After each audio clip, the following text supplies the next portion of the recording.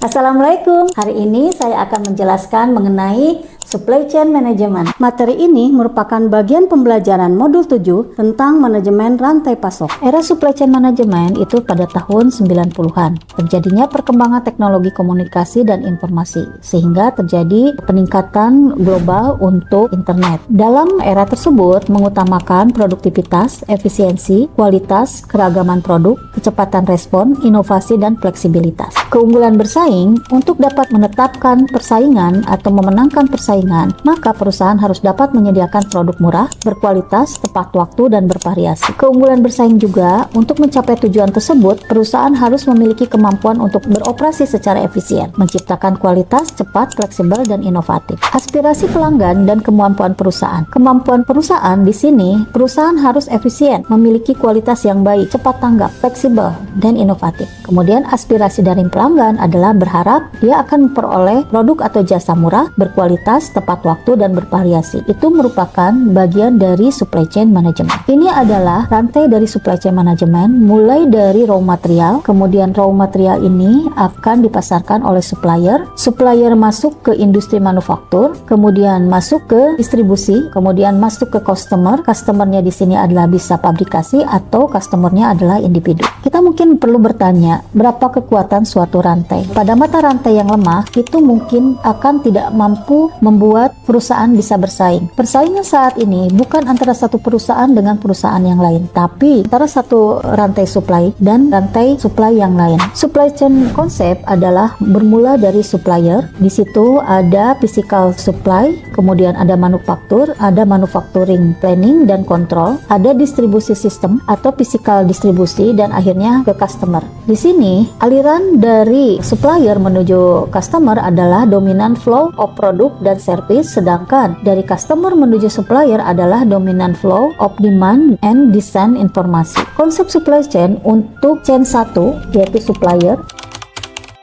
kemudian chain 2 yaitu supplier dan manufaktur, kemudian chain 3 yaitu supplier, manufaktur, dan distributor. Chain 4 adalah supplier, manufaktur, distributor, dan retail. Kemudian chain 5 supplier, manufaktur, distributor, retail, dan customer. Keunggulan kompetitif atau competitive advantage, salah satu kunci keberhasilan suatu perusahaan adalah kemampuannya untuk memiliki dan mempertahankan satu atau beberapa keunggulan kompetitif. Sumber dari keunggulan kompetitif terletak pada kemampuan perusahaan untuk membedakan dirinya sendiri di mata konsumen dan para pesaingnya, atau disebut dengan value advantage. Cara bekerja dengan biaya rendah atau memperoleh laba yang tinggi disebut dengan productivity atau cost advantage. Di sini adalah untuk melihat pemetaan untuk value advantage. Untuk high itu ada di service ladder dan cost and service ladder. Kemudian untuk low, commodity, market, dan cost ladder. Kemudian untuk productivity advance, untuk low dilihat dari service ladder dan commodity market. Kemudian untuk high itu adalah cost dan service ladder dan cost ladder. Keunggulan kompetitif ini dapat dicapai melalui berbagai jalan. Di antaranya adalah melalui manajemen logistik dan manajemen supplier. Mencapai keunggulan kompetitif melalui manajemen logistik, salah satu perubahan pemikiran di bidang bisnis saat ini adalah penekanan pada usaha mencari strategi yang tepat yang akan menghasilkan nilai superior dalam pandangan konsumen. Salah satu konsep yang digunakan untuk mencapai sukses di pasaran adalah the value chain yang diberikan oleh Michael Porter. Aktiviti dari value chain dikategorikan menjadi dua, yaitu primary activity, yaitu aktivitas yang menyumbang dalam hal penciptaan fisik barang, hasil produksi, penjualan, dan pendistribusiannya kepada pembeli. Yang kedua adalah support activity, yaitu aktivitas yang membantu primary activity.